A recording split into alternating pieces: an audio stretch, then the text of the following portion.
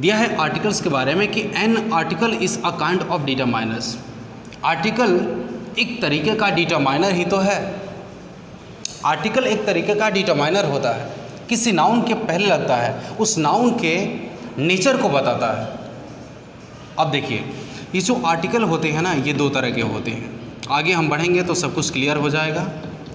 देखिए, there are two kinds of articles. वैसे articles का दो काइंड है। सबसे पहला नंबर आपका है इनडेफिनिट आर्टिकल्स। अब समझिएगा, पहला जो है इनडेफिनिट आर्टिकल्स, समझिए। दूसरा है आपका डेफिनिट आर्टिकल्स। दूसरा है आपका डेफिनिट आर्टिकल्स। देखिए समझ रहे हैं, टॉपिक हमारा जो स्टार्ट हुआ है वो है आपका आर्टिकल्स। आर्टिकल एक तरीके का डिटरमाइनर ही तो है, मतलब किसी नाउन के पहले लगता है और उस नाउन का स्टेटस बताता है कि वो नाउन का नेचर क्या है, उसका कैरेक्टरिस्टिक्स क्या है। और ये आर्टिकल जो होते हैं ना, दो प्रकार के होते हैं। पहला होता है इनडेफिनिट आर्टिकल्स, दूसरा होता है डेफिनिट आर्टिकल्स। इनडेफिनिट आर्टिकल्स में होते हैं ए और एन। ध्यान समझिएगा, इनडेफिनिट आर्टिकल्स में दो होते हैं, ए और एन। और इस ए और एन का अर्थ होता है, कह सकते हैं एक या कोई, या कह सकते हैं किसी। जो इनडेफिनिट आर्टिकल्स होते हैं ए और एन, इसका पूरा अर्थ होता है एक, कोई या किसी। और ये ए और एन कभी भी यूज होते हैं किसी नाउन के पहले तो उस नाउन को अननोन बताते हैं, यानी कि स्पीकर के लिए वो नाउन अननोन है, अनजान है। जब कोई भी नाउन अगर बोलने वाले के अकॉर्डिंग अगर अनजान है ना, तो उसके पहले हम ए और एन का प्रयोग करते हैं। दूसरा है डेफिनिट आर्टिकल, इसके अंदर में आता है द, और ये किसी खास व्यक्ति वस्तु को बताता है। अब कह सकते हैं कि जैसे जो दुनिया का सिंगल पीस होता है ना, उसके पहले हम द का प्रयोग करते हैं, क्योंकि वो पार्टिकुलर थिंग हुआ ना, कोई विशेष थिंग हुआ, विशेष वस्तु हुआ, या विशेष कोई जगह हुआ, कोई प्लेस हुआ, मोन्यूमेंट हुआ, उसके पहले द का प्रयोग हम करेंगे।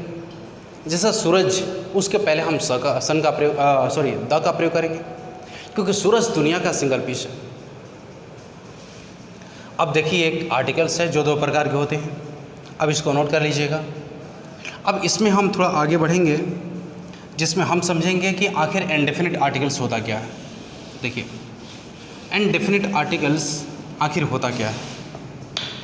ये तो समझे कि आर्टिकल्स जो दो प्रकार के हैं, इनडेफिनिट आर्टिकल्स और डेफिनिट आर्टिकल्स।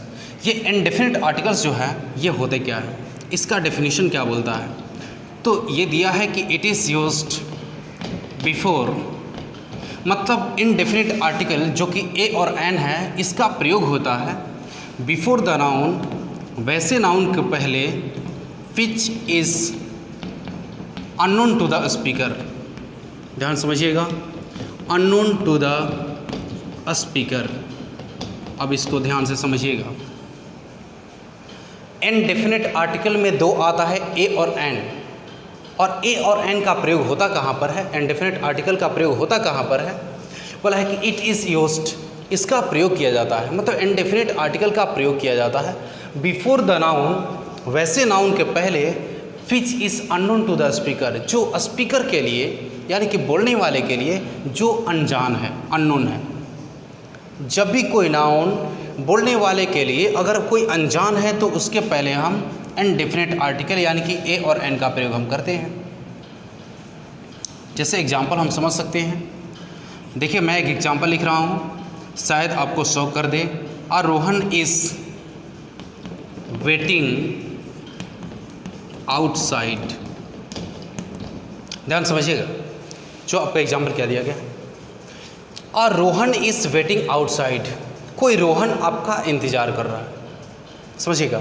हालांकि ए और एन जो कि इनडेफिनिट आर्टिकल कहे जाते हैं, इसके सेंस में बहुत काफ़ी वेरिएशंस है। बहुत काफ़ी लोग सिर्फ लिमिटेड सेंस को जानते हैं, तो इसीलिए इसको क्लियर कीजिएगा। रोहन इज़ वेटिंग आउटसाइड, हो सकता है कि 2 मिनट के लिए आपको शॉक कर दे कि किसी प्रॉपर नाउन के पहले आर्टिकल का प्रयोग हम नहीं करते हैं। हो सकता है आपके दिमाग में ऐसा हो, और ये है भी।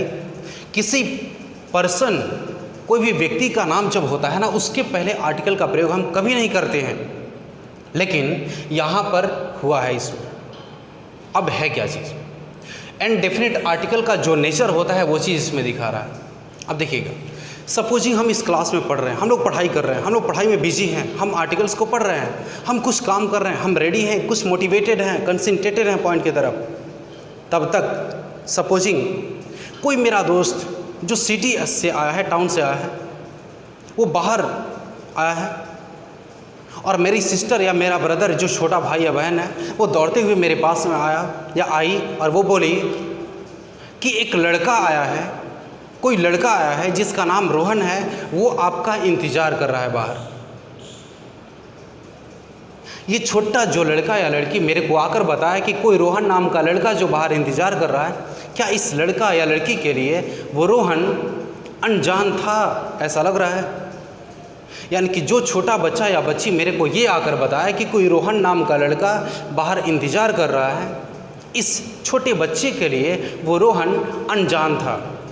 और जब बोलने वाले के लिए अगर कोई नाउन अगर अनजान होता है, अननोन होता है, तो उसके पहले हम ए का प्रयोग करते हैं। यानी कि आ रोहन इज़ वेटिंग आउटसाइड।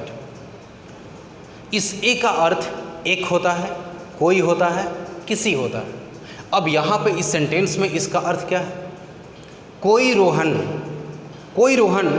आपका इंतज़ार कर रहा है बाहर। कोई यानी कि अनजान के बारे में बताया जाता है। चलिए एक और एग्जांपल से हम समझते हैं। देखिए, अगला एग्जांपल है कि देयर लिव्ड अ सेंट। एक साधु रहते थे इन अ फॉरेस्ट, किसी जंगल में। देखिए, देयर लिव्ड अ सेंट, एक साधु रहते थे इन अ फॉरेस्ट, किसी जंगल में। किसी जंगल में, वो जंगल अनजान था, अननोन था, इसीलिए ए का प्रयोग हुआ है। और यहाँ पर ए का अर्थ किसी है। किसी जंगल में एक साधु रहता था, और ये साधु जो है ये भी अननोन है, और इसलिए ए का प्रयोग हुआ है। अगर वो साधु परिचय में होता तो हम डायरेक्टली उनका नाम पकड़कर बुलाए होते। ए और एन बोलने की ज़रूरत नहीं है। चूँकि वो साधु अननोन है, अनजान है, इसीलिए उसके पहले ए का प्रयोग हुआ। ठीक है, ओके। नेक्स्ट, हालांकि एन डेफिनेट आर्टिकल का प्रयोग वैसे नाउन के पहले होता है जो कि बोलने वाले के अकॉर्डिंग अनजान होता है। अब देखिएगा जो दूसरा है डेफिनेट आर्टिकल, इसको नोट कर सकते हैं आप, तब जाके देखिए दूसरा नंबर हम बढ़ते हैं। डेफिनेट आर्टिकल के बारे में कुछ सीखेंगे। देखिए, वो भी इम्पोर्टेंटली हम समझते हैं। जो दूसरा नंबर दिया है डेफिनेट आर्टिकल्स।